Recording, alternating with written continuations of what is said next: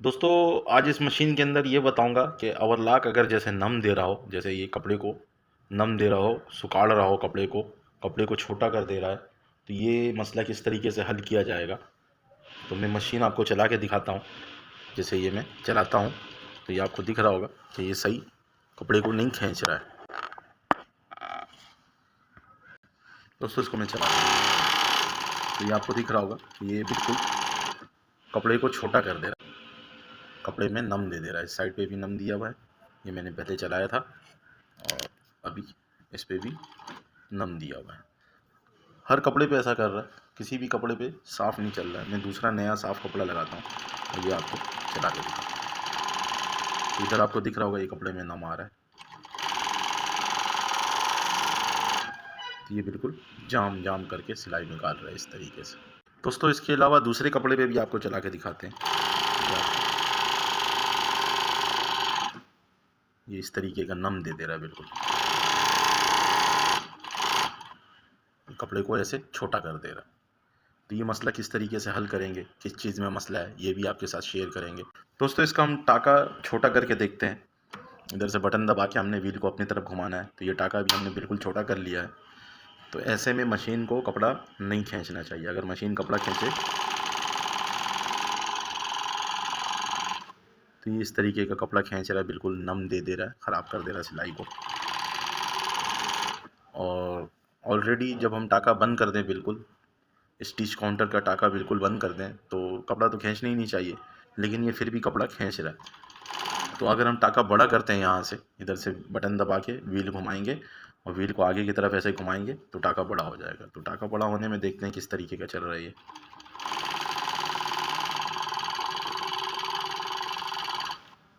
दोस्तों, ये इस तरीके का बिल्कुल जाम सिलाई और कपड़े को ख़राब कर दे रहा है।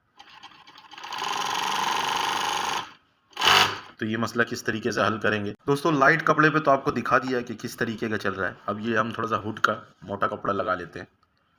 हुड वगैरह जिससे हम सिलाई करते हैं, ये वो कपड़ा है और इसके ऊपर हम चलाते हैं।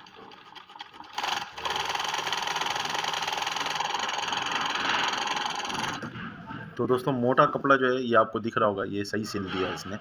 इसमें कोई नम वगैरह नहीं है, बिल्कुल सीधा सिला हुआ है। तो अक्सर जो फिडोक की सेटिंग आउट हो जाती है, वो लाइट कपड़ा जो अगर हम कोई भी टी शर्ट या कोई जर्सी का कपड़ा सिएंगे या कोई बनियान वगैरह का कपड़ा सिएंगे, तो उसमें ये फॉल्ट नज़र आता है कि वो कपड़े को छोटा कर रहा है या नम दे दे रहा है या सिलाई साफ़ नहीं निकाल रहा है। लेकिन अगर हम हुड का मोटा कपड़ा या कोई डेनम या कोई ट्विल वगैरह सिएंगे तो उसमें नहीं पता लगता। अगर हम टाका इधर से छोटा भी कर लेंगे तब भी ये सिलाई साफ़ निकाल देगा, क्योंकि ये नम इसके अंदर नहीं ला सकेगा। कपड़ा मोटा है ना, मोटे कपड़े में नम नहीं आ सकता है। तो लाइट कपड़े में हमेशा नम जो आता है वो लाइट कपड़े में आता है। ये कि इसका चलने का अंदाज़ सही नहीं है, ऐसे ऐसे हिल रहा है, ये आपको दिख रहा होगा, लेकिन सिलाई आपका बिल्कुल साफ़ सुथरा निकाल रहा है, सिलाई में कोई मसला नहीं है। दोस्तों, इसी के ऊपर हम ऐसे ये लाइट कपड़ा सिएंगे तो ये कपड़े को छोटा कर दे रहा, ख़राब जैसा बना दे रहा है, ये आपको दिख रहा होगा। तो दोस्तों, इस मसले को हम कैसे हल करेंगे। दोस्तों, इसका ये कवर ववर खोल के हटा लेना है। अगर ये कवर किस तरीके से खोला जाता है, जो इसका ये साइड कवर है, इसके ऊपर भी मैंने वीडियो बना के अपलोड करके रखा हुआ है, तो आप उसको जाके देखेंगे तो ये कवर वगैरह खोलने का तरीका आपको पता लग जाएगा, अगर आप बिल्कुल नए हैं इस फील्ड के अंदर। और ये प्लेट भी मैंने पहले से खोल के रखा हुआ है ताकि वीडियो ज़्यादा लंबा ना हो।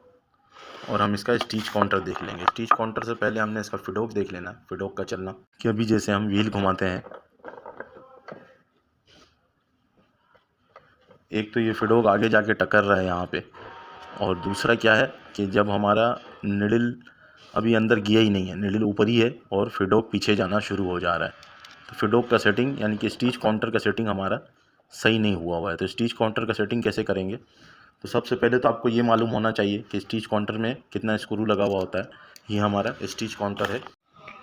दोस्तों, इसके अंदर 4 स्क्रू लगा हुआ होता है। अभी जैसा हमें दिख रहा है कि एक स्क्रू इसके अंदर लगा हुआ है और दूसरा यहाँ पे लगा हुआ है और यहाँ पे एक स्क्रू लगा हुआ है, एक स्क्रू ये लगा हुआ है। तो इसको हम सेट किस तरीके से करेंगे। इसको सेट करने का तरीका बहुत सिंपल है। ये जो कट बनाया हुआ है यहाँ पे, ऐसे ही कट शाफ्ट के अंदर बना हुआ होगा, तो उस कट के ऊपर इस स्क्रू को हमने ले जाके रोकना है। इसको हम लूज़ कर लेंगे यहाँ से। दोस्तों, इस जगह से ये स्क्रू हम खोल के बाहर निकाल लेंगे।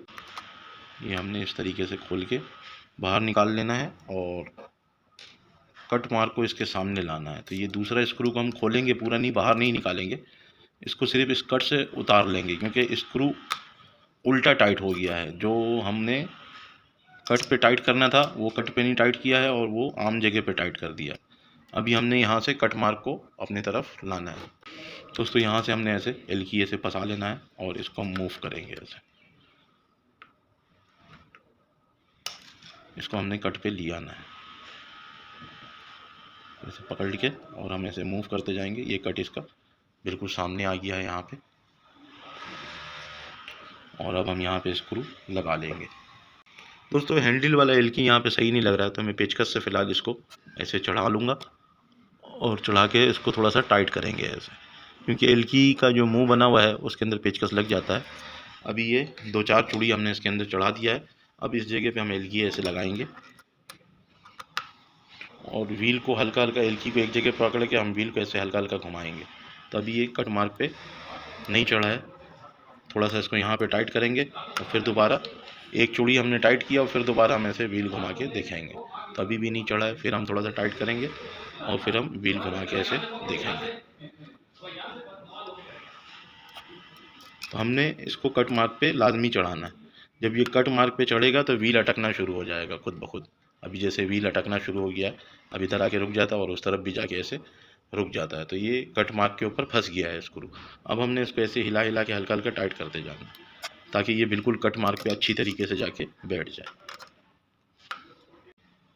तो ये हमने इसको ऐसे हिला हिला के, अभी भी थोड़ा सा रहता है तो इसको हम कट मार्क पे बैठा देंगे। व्हील को हमने हिला हिला के और एलकी को ऐसे हिला हिला के कट मार्क के ऊपर ऐसे हमने बैठाना है, क्योंकि जब हम एक ही जगह पे रख के इसको टाइट करते जाएंगे ना तो ये कट मार्क पे सही नहीं बैठेगा, बस एक जगह पे टाइट हो जाएगा, कट मार्क के किसी भी हिस्से पे टाइट हो जाएगा। अब ये बिल्कुल कट मार्क पे बेहतरीन चढ़ गया है। इसको अच्छी तरीके से हम टाइट कर लेंगे और इसका जो ये दूसरा स्क्रू है इसको भी हमने टाइट कर लेना है। ये किसी कट मार्क पे नहीं होता है, ये आम जगह पे टाइट हो जाता है ऐसे। तो इसको हमने ऐसे टाइट कर लेना है, अच्छी तरीके से टाइट करना है ताकि लाइन में चलते वक्त खुल ना जाए। तो ये दोनों स्क्रू हमने टाइट कर लिया है। दोस्तों स्टिच काउंटर का जो मेन स्क्रू होता है जो कट मार्क पे होता है उसको हमने सीधा कर लिया है। अब हम व्हील घुमाएंगे और व्हील घुमा के देखेंगे कि फिडोक हमारा सही काम कर रहा है या नहीं कर रहा है। तो अभी भी फिडोक हमारा सही काम नहीं कर रहा है। अगर इस कंडीशन में भी अगर हम चलाएंगे तो सिलाई साफ़ नहीं आएगा, क्योंकि जो इसका फिडोक का चलना है वो इस तरीके का होगा। जब निडल बाहर आने लगेगा तो फिडोक पीछे जाके बाहर आना, यानी कि आधा से ज़्यादा बाहर आ जाएगा, और इसी तरीके से जब निडल अंदर जाएगा तो फिडोक आगे जाके आगे जाना बंद होगा और अंदर जाना शुरू कर देगा। तो इसकी सेटिंग अभी भी आउट है। तो ये हम किस तरीके से सेट करेंगे दोस्तों, जैसा कि मैंने आपको पिछले वीडियो में बताया था कि ये जो 2.5 नंबर की एलकी लगी हुई है, ये गियर वाला जो गोल सा पीस लगा हुआ है, इसी से हमारा टाका छोटा बड़ा होता है और इसी के ऊपर हम टाका लॉक भी कर देते हैं। टाका छोटा बड़ा करके एक जगह पे छोड़ देते हैं तो उसी जगह पे लॉक होके उतनी टाका निकाल रहा होता है। तो ये हमने नहीं बताया था कि ये जो लंबे वाला स्क्रू है ये इसके सेंटर में होना चाहिए। तो अभी ये लंबे वाला जो स्क्रू है 2.5 नंबर का, ये इस कट के सेंटर में तो है, लेकिन फिर भी फिडोक हमारा सही नहीं चल रहा है। तो हम क्या करेंगे दोस्तों, ये स्क्रू यहाँ से खोल के हम बाहर निकाल लेंगे ऐसे, और बाहर निकालने के बाद इसके साथ एक स्क्रू और लगा हुआ है उसको हम टाइट रहने देंगे। इसको हमने ऐसे टाइट रहने देना है ताकि ये एक जगह पे रुका रहे। अब हम क्या करेंगे, इसको टाँके वाले बटन से ऐसे दबा के और इसके स्क्रू वाला जो स्क्रू हमने निकाला है ये इस हिस्से को इस दोनों पिन के सेंटर में लाना है। तो हम कैसे लेके आएंगे, इधर से टाँके वाला बटन दबाएंगे और व्हील घुमाएंगे। तो अभी ये सेंटर में आ गया है, ये आपको दिख रहा होगा कि इसके बीच में आ गया है, और इसी जगह पे हम ये स्क्रू दोबारा लगाएंगे। इस चीज़ का भी आपने ध्यान देना है कि ये दोनों पिन के सेंटर में चलना चाहिए स्क्रू जो है। ये हमने स्क्रू इसका यहाँ पे ऐसे टाइट कर लेना है, और अभी हम देख लेंगे कि ये स्क्रू इस कट के सामने है या नहीं है। तो हल्का सा आउट है, इसको हम सेंटर कर लेंगे। इसका जो दूसरा स्क्रू हमने टाइट किया था इसको भी हम थोड़ा लूज़ करेंगे ताकि हम इसको सेंटर कर सकें। अभी यहाँ से हम इस स्क्रू को ऐसे इस तरफ ऐसे घुमा के ये हमने सेंटर कर लिया। सेंटर करने के बाद हमने इस स्क्रू को टाइट कर लेना अच्छी तरीके से।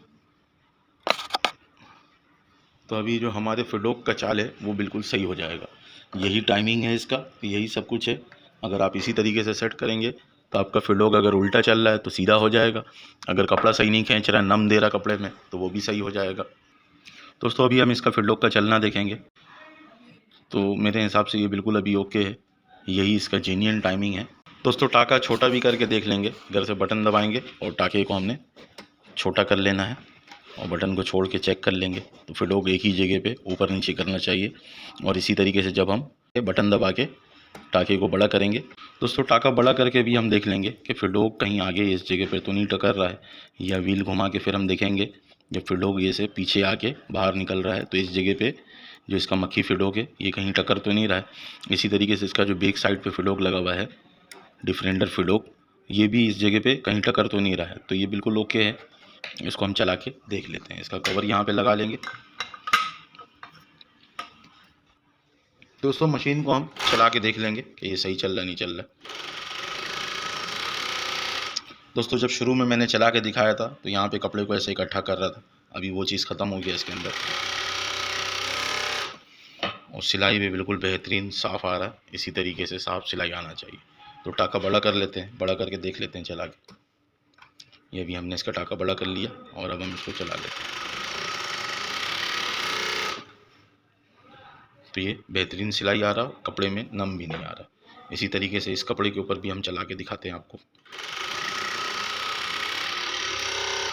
तो ये बिल्कुल साफ़ हो गया, ये आपको दिख रहा होगा। तो दोस्तों उम्मीद करते हैं मेरी वीडियो से आप लोगों को कुछ सीखने को मिला हो। एंड दोस्तों अल्लाह हाफिज़।